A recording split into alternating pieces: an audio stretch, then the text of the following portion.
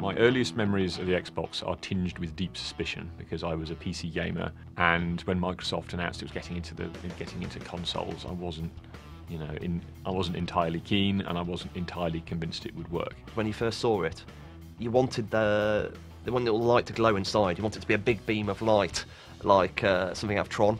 And I've never quite got over that disappointment, but I've somehow brought myself to forgive them for it. Well, I think when the Xbox actually originally came out, I was at art college learning to be a pretentious idiot, so I didn't have a lot of time to play games back then. But I do remember that my brother had an Xbox, and I didn't really kind of understand it. I was sort of mystified by it. It was a bold move for Microsoft to move into gaming, and the console was gigantic. It just looked much heavier and more serious and more like substantial, and manly than every other console. It looked like this kind of small house on his table. The thing was massive. You can't deny that it was an absolutely huge sort of doorstop, like a sort of a shaft of darkness in the middle of the living room. But it's quite big. The absolutely giant control of that huge redundant gem in the centre that you eventually grew to love, but initially you're just like, what is the point of this? The Xbox console itself was this huge, clunky brick.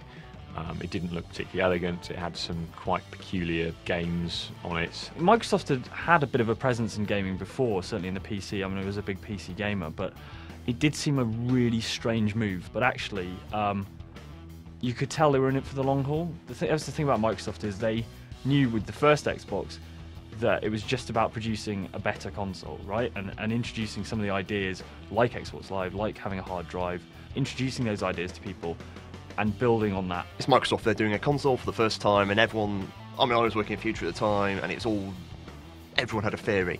And the day the Xbox first came down, I still remember because they brought an Xbox down, but it wasn't an Xbox. There had nothing inside it, and then the controller was attached. And they sort of funneled all the journalists into the room, like a group at a time, and they gathered around this complete facsimile of the Xbox and sort of stared at it for a bit. I've never seen a journalist try to take something the whole thing was inherently ludicrous with complete and utter seriousness. Everyone was used to having their games consoles come from Japanese companies, and so yeah, there was definitely a lot of pessimism around it when it was first shown. When Microsoft launched the Xbox, I think gamers were a little bit uncertain. I think publishers were much more enthusiastic. The initial stages were, if we made a console, what would you want it to be like? And there was a good deal of game developers and publishers saying, well, the big problem with console gaming is this. At the time, I saw the way games were going, and the idea that essentially single formatting games would be increasingly a rarity. They'd be cross-developing. I could see that was coming anyway. So the fact that it was easy support from the Xbox to the PC, rather than like the PlayStation to the PC, made me prefer the Xbox because it would mean there's more development money that would go towards the PC. That was my quite cynical way of looking at it. Cynical and realistic, and also I think correct.